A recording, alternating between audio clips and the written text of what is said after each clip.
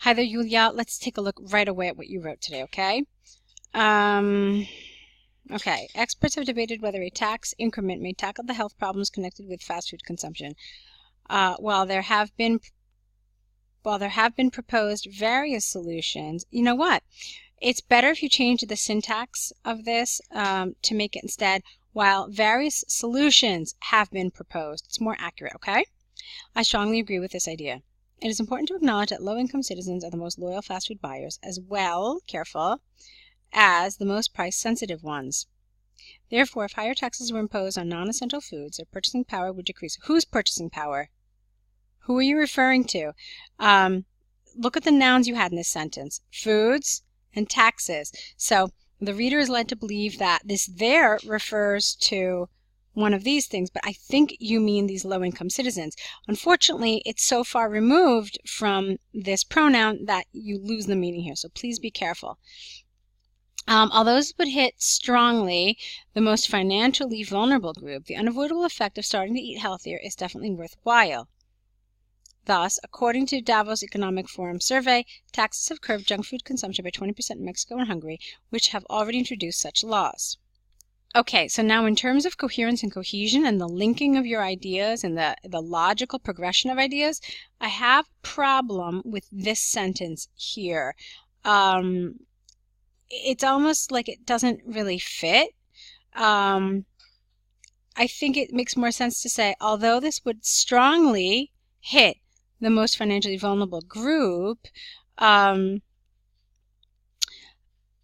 low-priced food would seem like a less attractive option, leading them to healthier options, the benefits of which are definitely worthwhile. So do you see how it's like you're missing part of the logic? You need to create a chain of logic in these essays so that the reader, or for your purposes, the examiner, understands your thought process, okay? And I just felt like that chain was kind of, it was missing something here.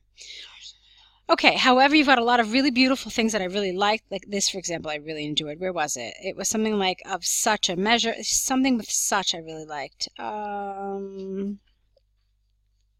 can't find it now. Oh yeah, here it is. I have already introduced such laws. So that's lovely. That's really nice, okay? I liked it in every other respect. It's just that one area that was a problem. Okay, so taxes influence not only consumers but manufacturers as well, forcing them to consider production, marketing, and sales strategies. The less consumption is, the less profit is realized. Let's see. I like your logic here, but somehow the way you phrased it doesn't really work. So the lower consumption is, the less profit is generated, maybe? Or alternatively, you could have said less consumption leads to less profit. That also works, okay? So this in turn will impel improvements in the production, like, not impel, it's the wrong word here. In the production, like alterations of recipes towards inclusion of healthy ingredients. This is because the goods might be put under a higher taxation, either due to the amount of calories or to certain ingredients. In order to decrease the tax burden, the producers will adapt the recipes in ways to make them healthier, which means more beneficial, which means more benefit, I guess, for the end consumer's health. Or you could have said, I see, if you mean that as a pronoun, you could have said recipes in ways to make them healthier, and that means more benefit. You still can't have more beneficial here. All right, that works as well. Such a positive outcome is observed in Hungary, as an example, where fast foods include 30% more healthy ingredients than prior to the tax. All right, well done. Okay. In conclusion, I believe that although a tax, being a quite controversial solution, is not a panacea to health issues, it might bring the shift towards healthy eating patterns, while the process of educating the society and making healthy goods more affordable reinforced as well. Nice. There's a little awkwardness here. You know what you could have said instead? I believe that although I believe that attacks, how can we say this? I believe that although attacks, comma, a quite controversial solution, that would have been good. That would have worked here, okay? This was really nicely written. I told you already there were a lot of really nice elements here. Your coherence and cohesion, that was executed really, really well. Some good vocabulary, some good grammar. I liked a lot of the things you did here. Such a positive outcome. This is this. All of these are really nice. So that part of the essay is very good. If there was one weak part in this essay, it was the development of this paragraph. So, of course, we're talking about your task achievement, but the rest of the essay was really well done. So good job. Let's take a look at your second one. Okay, now let's take a look at your letter. Dear Albion Examination Committee members, I'm writing in response to your letter requesting an explanation for my absence from the English exam, December 8th, 2018. All right, that's a better way. It's a more accurate, more grammatically accurate way to say this.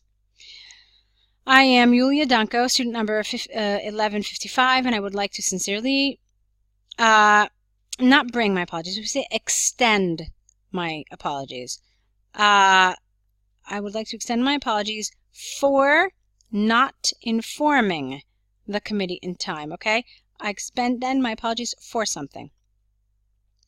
On the day of the exam, I was riding my bicycle to the university as usual. Suddenly, I felt a strong hit from my right side, and severe pain pierced me. When I regained, this is spelled wrong, it's consciousness, N-E-S-S, and it's just the wrong word. I found myself in an emergency room of the district hospital. Despite my attempts to persuade the doctor to allow me to go to the university, he strongly forbid me not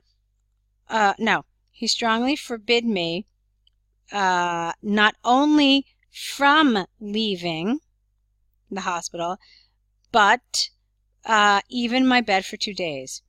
On my leave, I received a medical certificate, which I attached to my letter as a confirmation of a serious reason for my absence. You never really told us what happened. Did you get into an accident? Were you hit by a car?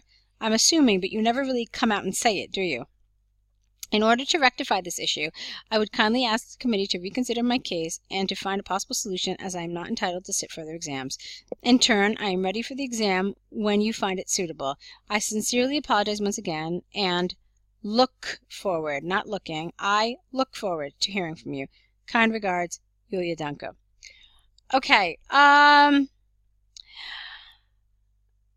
first of all, as you could probably tell, I had to correct a lot of the awkward language. There was some awkwardness in not a lot, but in some of the sentences, so I had to correct them. I had to rephrase them. And okay, yeah, that's an issue, but it's not the biggest issue here. Let me tell you what the biggest issue here is, Yulia.